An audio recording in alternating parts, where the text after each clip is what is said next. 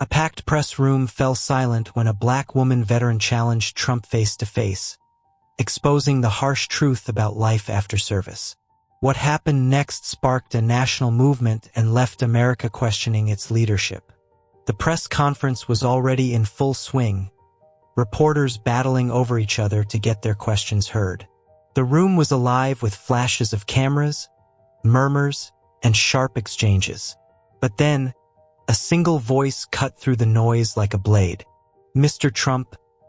The woman's voice was steady, though there was a hint of emotion she couldn't quite hide. Heads turned, conversations halted, and the room grew quiet as she stepped forward. She wasn't a reporter, that much was clear. Her presence alone commanded attention. Her military posture, the neatly pressed navy blazer adorned with pins of service, and the way she stood tall despite the weight of her words. "I'm a veteran," she began, her voice unwavering. "I served this country for 12 years, and now I can't even find a job to keep a roof over my head. What would you do to help someone like me?" The silence that followed was deafening. Even the cameras seemed to pause, their operators too engrossed to focus on anything but the scene unfolding in front of them. Some in the crowd whispered under their breath, but no one dared to speak up. It was as though the weight of her question had frozen the entire room in place. Trump, standing at the podium, adjusted his stance. His usual air of confidence flickered for a brief moment. He looked at her, really looked at her, as if searching for the right response. The seconds ticked by, each one adding tension so thick it could be cut with a knife. The crowd leaned in, breaths held, waiting for his response. What he would say next was anyone's guess, and no one was ready for what came next. Trump's expression shifted. The usual bravado in his tone softened, replaced by something more measured. He took a deep breath, gripping the sides of the podium. "What's your name?" he asked, his voice carrying a gravity that caught even the most skeptical reporters off guard. The woman hesitated for only a moment before responding, "Danielle Carter, sir." "Well, Danielle," Trump said, pausing as if testing the weight of his own words. "Why don't you come up here?" The room erupted into chaos. Journalists were scrambling to reposition their cameras, capturing every angle of this rare moment. Danielle looked uncertain, her eyes darting across the room, but the president gestured again, encouraging her to join him on the stage. She took a step forward, then another, each movement deliberate, as if she were walking into uncharted territory. As she climbed the few steps to the platform, the room fell quiet again. All eyes were on her, standing beside Trump. She looked both confident and vulnerable, a veteran in her uniformed dignity, but also a woman bearing the invisible scars of service and struggle. Trump turned to her, microphone still in hand.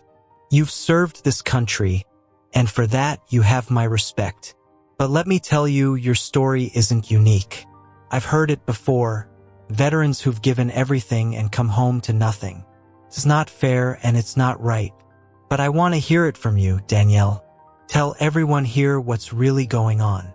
Danielle took a moment, steadying herself as she looked out over the sea of reporters, officials, and staff. The weight of her experiences, her sacrifices, her resilience seemed to settle in her chest. Then she began to speak. "I enlisted at 18, she said, her voice gaining strength as she went on. "I wanted to make a difference, to serve my country, and I did. I served in Iraq, Afghanistan, places most people wouldn't dream of going. But when I came home, I realized the fight wasn't over. Finding work, getting support, it's been harder than anything I faced overseas. It's like once the uniform comes off, the world forgets who we are." Her words hung in the air, and for a moment, it felt like she had stripped the room of all its political gloss. She wasn't speaking for herself. She was speaking for thousands of others like her. Trump's face remained stoic, but his eyes flickered with something. Recognition, perhaps, or the understanding that this moment was bigger than both of them. He leaned into the microphone to respond. Trump cleared his throat, the tension palpable as he gripped the edges of the podium. His gaze moved between Danielle and the audience, his expression uncharacteristically serious. "You know, Danielle," he began, "people like you, heroes like you, are the backbone of this country. What you've just said, it's a wake-up call. And I'll admit the system has failed you. It's failed a lot of people. But here's what I want to do." The crowd leaned in, their curiosity barely contained. Trump stepped aside, leaving the podium and moving closer to Danielle.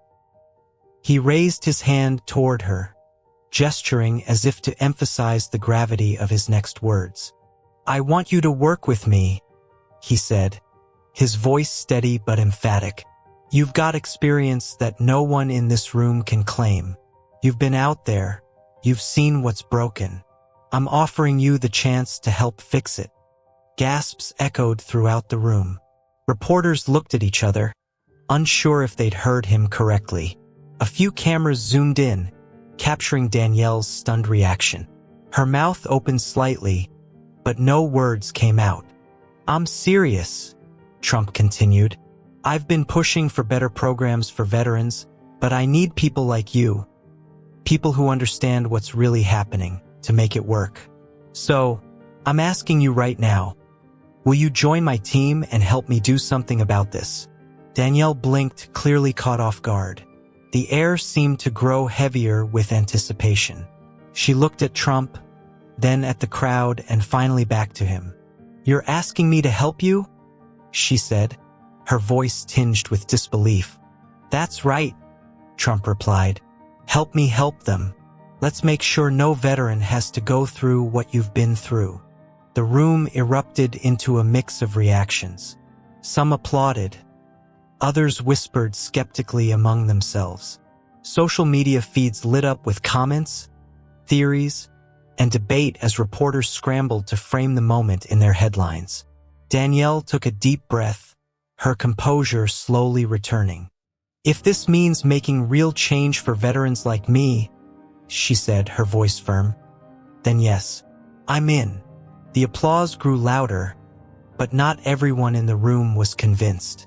While some saw this as a powerful gesture of leadership, others couldn't help but question Trump's motives. And as the cameras clicked furiously, capturing the handshake between the president and the veteran, one question lingered. Was this a turning point, or just another political performance? By the time the press conference ended, the internet was ablaze.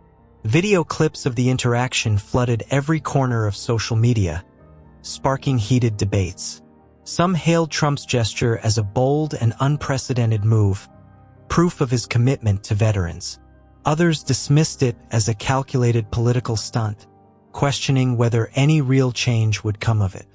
Danielle, meanwhile, found herself thrust into the spotlight. Her phone buzzed nonstop with calls, texts, and emails from reporters, advocacy groups, and even fellow veterans. Some offered their support while others expressed doubt. "Don't let him use you," one message read. "Make him keep his promise," said another. The next morning, Danielle sat in her modest apartment in Columbus, Ohio, watching a replay of the press conference. She still couldn't fully process what had happened.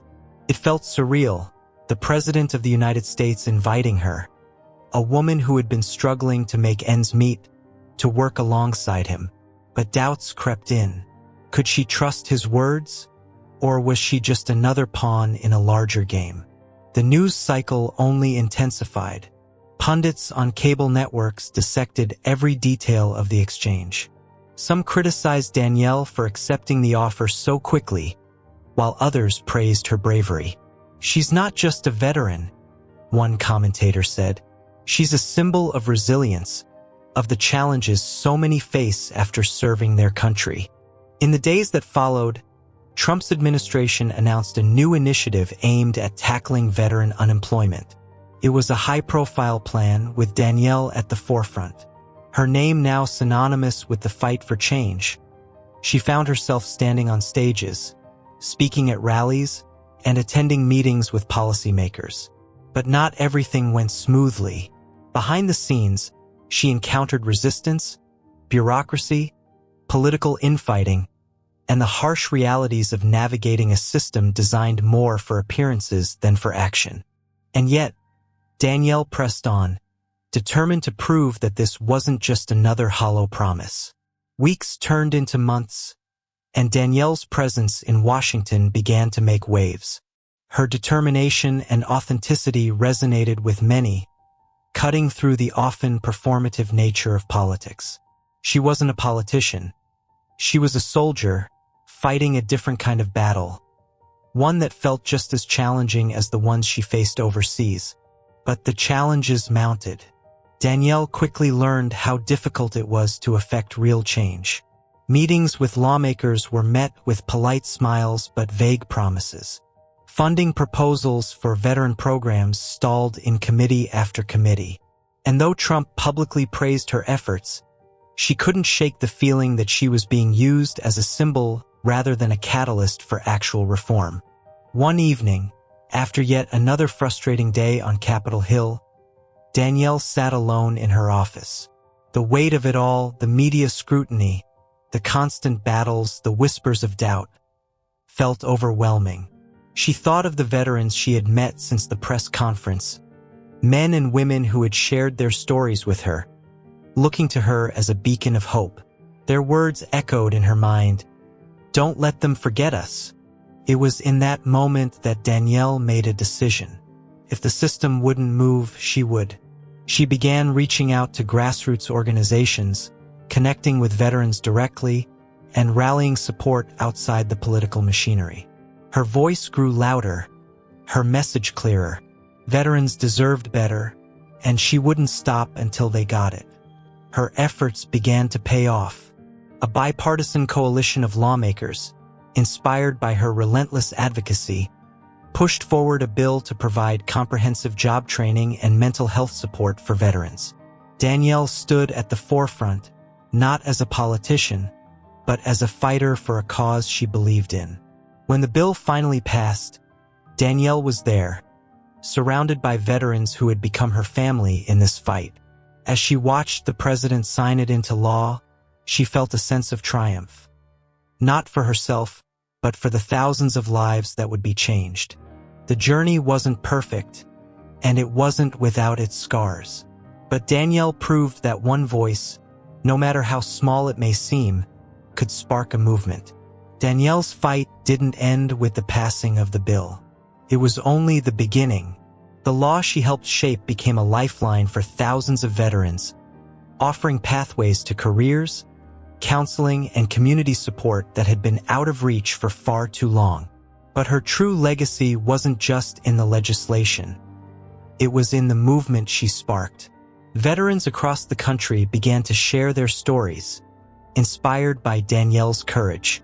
Town halls, community centers, and online forums buzzed with discussions about what more could be done. Danielle became a symbol not just of advocacy, but of what it meant to lead with authenticity and heart. Still, her journey wasn't without sacrifices. The pressure and constant public scrutiny took a toll. She missed the quiet moments she once had, the solace of her own space. But whenever doubt crept in, she reminded herself of why she started. Every letter from a veteran thanking her, every success story shared with her, became fuel to keep pushing forward. Her relationship with Trump remained a complex one. Publicly, he championed her work, but privately, Danielle knew their visions didn't always align. She didn't hesitate to push back, to demand more, even when it made waves. "If I'm not here to challenge you," she once told him during a meeting, "then I'm not doing my job." Years later, Danielle's name would be etched into history books, not as a politician or a celebrity, but as a leader who reminded America of its promise to those who served. Her legacy lived on in the countless lives she touched, not just through policy, but through hope. And when she finally stepped away from the spotlight, It wasn't to rest, but to continue her work on the ground, helping veterans in her own community. Because for Danielle, the mission was never about fame or recognition. It was about fulfilling a promise to herself and to those she fought alongside. Her story serves as a beacon for anyone feeling overlooked or underestimated. It's a reminder that even in the face of overwhelming odds, one voice can ignite change, one action can create ripples, and one person can inspire a nation. As Danielle's journey became part of the national consciousness, her story began to shift perspectives, not just about veterans, but about what leadership and accountability truly meant. In her, people saw the embodiment of resilience and integrity, a stark contrast to the cynicism often associated with politics. News networks revisited the moment that started it all. A Black woman veteran standing in a crowded press room, challenging the most powerful man in the country to address a deeply personal and systemic issue. That singular moment became a symbol of the power of ordinary people to hold leaders accountable. Schools began teaching Danielle's story in civics classes, highlighting the importance of active participation in democracy. Veterans organizations saw a surge in volunteers and funding, inspired by her relentless advocacy. Even corporations began reevaluating their own hiring practices, implementing veteran-specific initiatives that mirrored the programs Danielle had championed. But perhaps the most profound impact was felt within communities of veterans themselves. Her story gave them a voice, a shared identity beyond their struggles.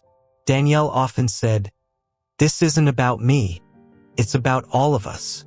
And she meant it. She refused to let her name outshine the collective cause she fought for. Her influence even extended to future leaders. Young people, especially women and minorities, saw her as proof that speaking up, no matter the odds, could lead to meaningful change. Danielle became a sought-after mentor, dedicating her time to empowering the next generation of advocates. And as time went on, the echoes of her work served as a lasting reminder. True change isn't measured in headlines, but in lives transformed. Years after that fateful press conference, Danielle's impact was undeniable. She had become a household name, but more importantly, she was a symbol of what could happen when courage met opportunity. The program she fought for didn't just stop at job training. They expanded into mental health services, housing assistance, and educational scholarships for veterans and their families. The numbers spoke for themselves. Veteran unemployment rates dropped, and homelessness among former service members decreased significantly. Her work inspired a ripple effect across other marginalized communities. Advocates for workers' rights, racial equity, and gender equality often pointed to Danielle's story as proof that one bold voice could spark systemic change. It wasn't just about veterans anymore. It was about creating a society where everyone had a fair shot. Danielle herself remained humble, often redirecting praise to the people she worked alongside.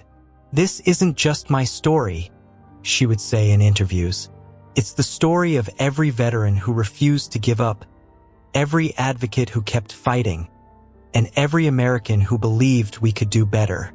In time, Danielle wrote a memoir that became a bestseller, chronicling her journey from the military to the press conference that changed her life, and the years of relentless work that followed. The book didn't just tell her story. It was a call to action, challenging readers to look around their own communities and find ways to make a difference. Her legacy extended even further when a foundation was established in her name, dedicated to supporting grassroots initiatives for veterans and other underserved populations. Danielle herself led the organization for several years before stepping back to spend more time with her family, a quieter chapter she had earned. On the anniversary of the press conference, a special tribute aired nationwide, featuring veterans whose lives had been directly impacted by her work. They spoke of hope, second chances, and the gratitude they felt for someone who never gave up on them. Danielle Carter's story became more than a moment in history. It became a blueprint for how courage, persistence, and an unwavering belief in justice could transform lives, and ultimately, a nation.